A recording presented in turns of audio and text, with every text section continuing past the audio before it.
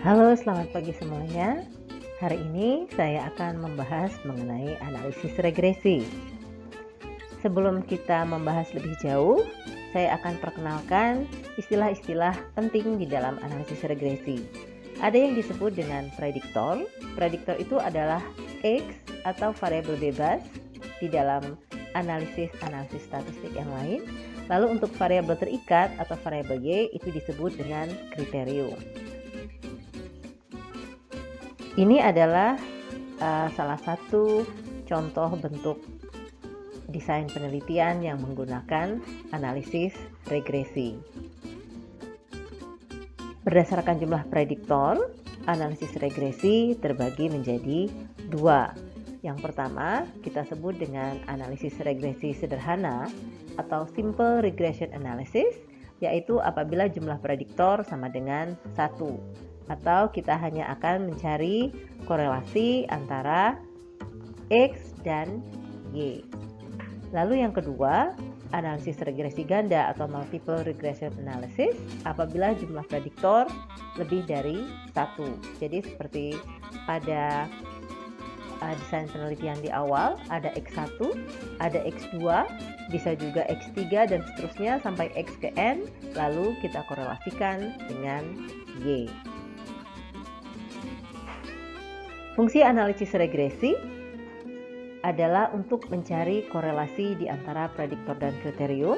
Tadi baik prediktor tunggal atau satu prediktor atau kombinasi prediktor.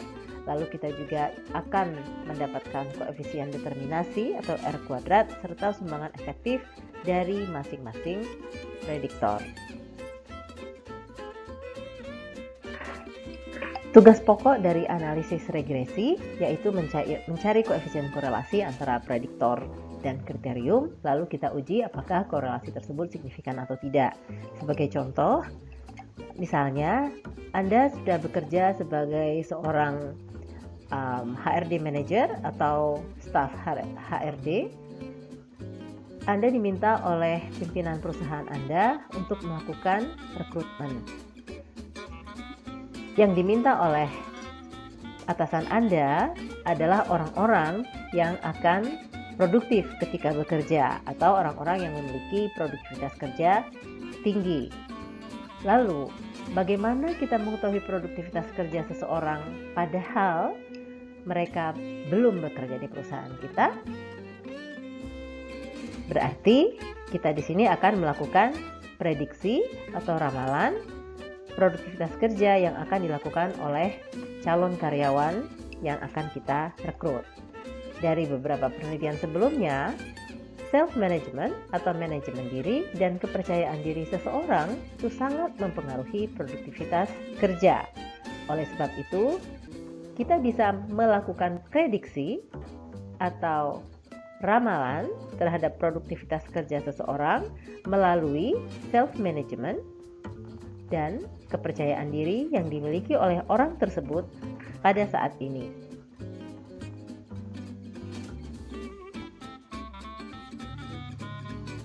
Tugas pokok analisis regresi berikutnya yaitu mencari persamaan regresi.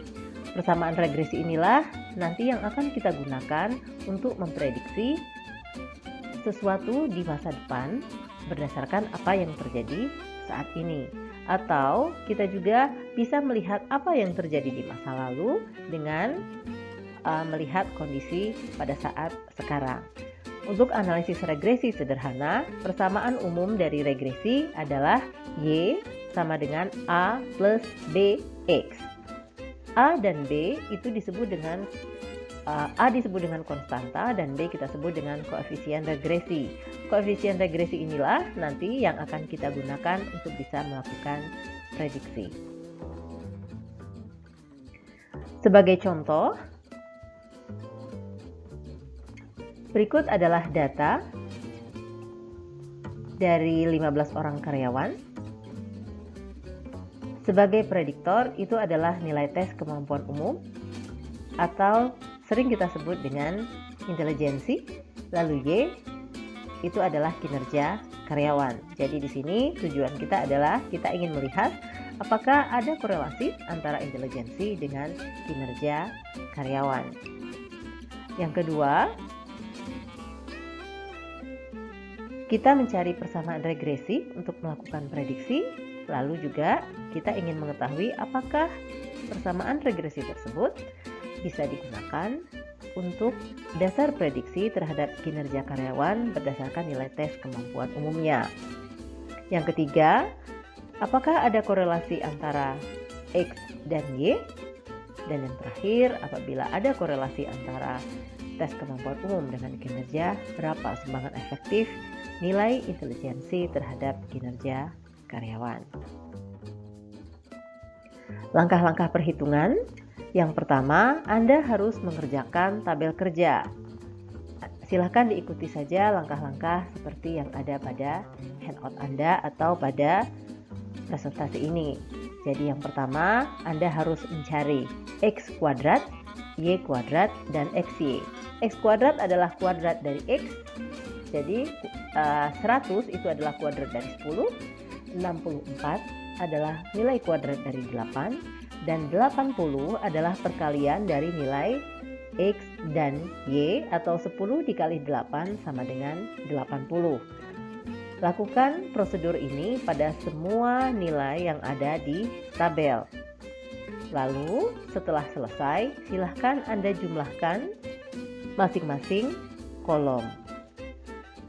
Nilai-nilai inilah nanti yang akan kita gunakan di dalam rumus. Jadi harus hati-hati ketika Anda melakukan perhitungan tabel. Selanjutnya, kita langsung akan mencari koefisien regresi. Akan saya berikan rumus untuk mencari koefisien regresi. Ini adalah A atau konstanta. Ini disajikan rumusnya. Sekali lagi, nilai ini itu Anda dapatkan dari nilai sum atau nilai sigma dari masing-masing kolom. Ini adalah rumus untuk koefisien regresi B.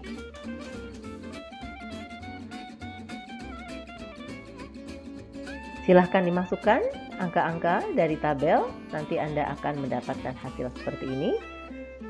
Untuk koefisien regresi atau untuk konstanta, ketika Anda memperoleh nilai minus, itu tidak apa-apa, karena memang bisa jadi koefisien itu angkanya adalah angka yang negatif. Untuk B didapatkan hasil 1,054. Lalu nilai A yang kita peroleh sebesar minus 4,402 dan B sebesar 1,054 kita masukkan ke dalam persamaan regresi Y plus A. Y sama dengan A plus BX menjadi seperti ini. Nah, persamaan inilah yang nanti akan kita gunakan untuk memprediksi kinerja berdasarkan nilai kemampuan umum dari seseorang. Berikutnya ada beberapa prosedur yang harus kita ikuti sebelum kita mencari R atau korelasi antara X dan Y. Kita harus menghitung deviasi dari masing-masing kolom. Sangat mudah, tidak sulit. Sekali lagi, angka ini kita peroleh dari tabel. Silakan diikuti saja.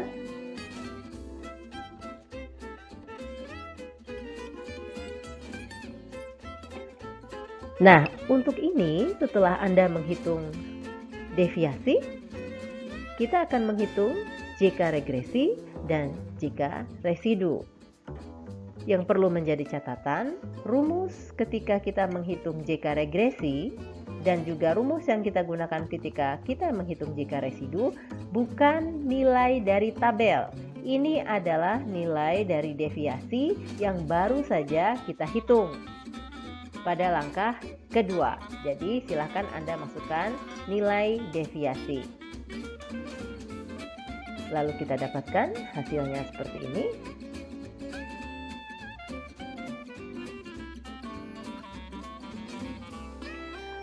Kita lanjutkan dengan menghitung derajat kebebasan regresi dan derajat kebebasan residu. Derajat kebebasan regresi atau DB-Reg itu sama dengan jumlah prediktor. Jadi karena kita prediktornya 1, maka di sini 1. Apabila prediktornya ada 3, berarti DB regresinya sama dengan 3. Sementara untuk DB residu, rumusnya adalah N kita kurangi dengan 2. N itu adalah subjek total dari penelitian kita. Pada soal jumlah subjek total adalah 15, sehingga DB residu sama dengan 13. Kita lanjutkan mencari MK atau min kuadrat. Rumusnya seperti ini jika dibagi DB. Setelah kita mendapatkan MK, kita lanjutkan untuk menghitung F regresi. Rumusnya masih sama seperti di analisis variansi yang sudah kita bahas terdahulu. Rumus F adalah MK regresi dibagi dengan MK residu. F yang kita peroleh adalah sebesar 13,579. Lalu tentu saja kita harus membandingkan F hitung dengan F tabel. Cara melihat F tabel masih sama seperti Anda melihat F tabel di materi analisis variansi. Yang kita ambil adalah alfa 0,05 dan alfa 0,01.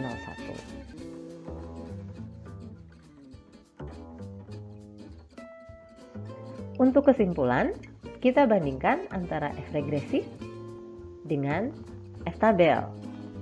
Kita cari F regresi yang kita dapatkan melebihi F pada tabel untuk taraf signifikansi 5% atau 1%.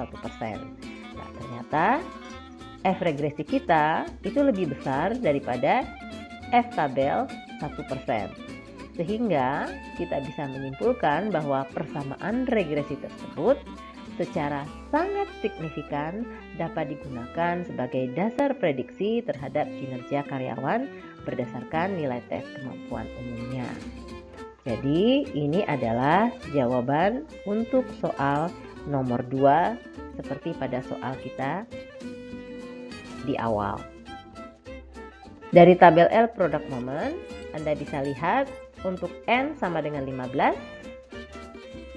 diperoleh hasil R 5% dan R 1%.